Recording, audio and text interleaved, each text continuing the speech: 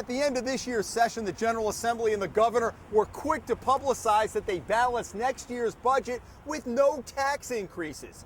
This week, we focus on a fund that the state raided to help balance that budget, tax money that's supposed to be going to help clean the environment.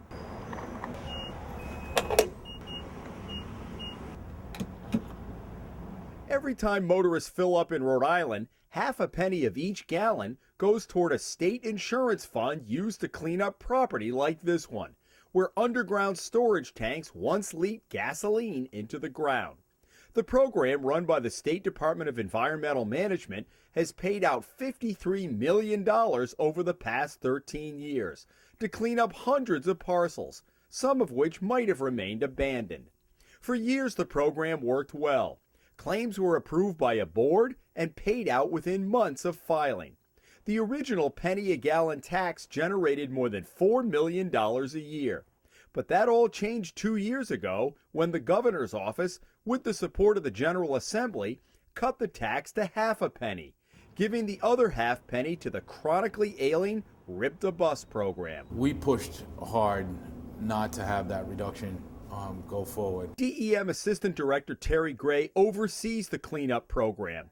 He says not only did the state cut in half what was coming in, it has also withheld millions of gas tax dollars already collected but never deposited in the cleanup fund, held back to help balance the state's growing deficit.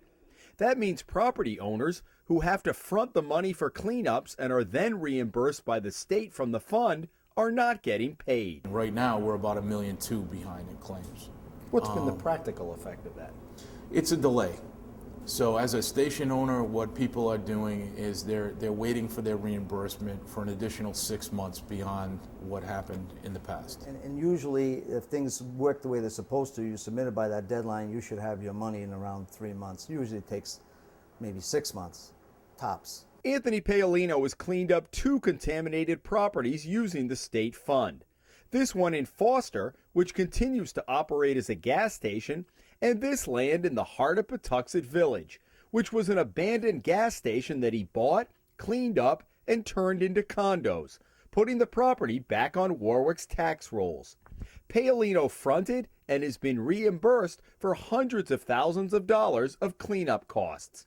Because the fund now owes more than $1 million that it can't pay, Paolino has been waiting a year to receive his last reimbursement of approximately $10,000. You get in line. I think my last number for that reimbursement cycle was like, I'm 43. 1 to 42 get their money before I do. Now I'm 43, wherever that stands in the queue. Are you irritated that it's Oh, been a year? absolutely. I'd like to have the money. I'm paying interest on it. Well, we can't pay bills that we don't have money for. DEM warned the governor and lawmakers of what would happen, spelling out clearly the financial ramifications in its annual report. But those warnings have fallen on deaf ears.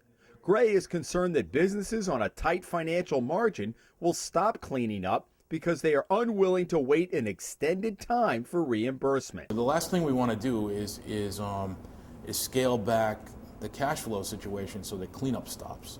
And Gray is concerned the state at some point might fall out of compliance with the Environmental Protection Agency because of the monetary shortfall. It's a huge concern for DEM, and it's been on EPA's view screen now more than ever.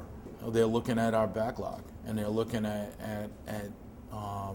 whether or not our fund is sufficiently set up and capitalized to meet that EPA mandate that came out back in the 90s. Is it an appropriate surrogate for private insurance? Anthony Paolino says the legislature's move is short-sighted. You're not really balancing the budget. You're taking money from somewhere that's been allocated, and supposedly when you vote to require a penny a gallon of gas to be allocated to a fund for a specific purpose, I didn't realize that you could take away from that specific purpose. And neither do most people who are paying at the pump. Jim Hummel for the Hummel Report.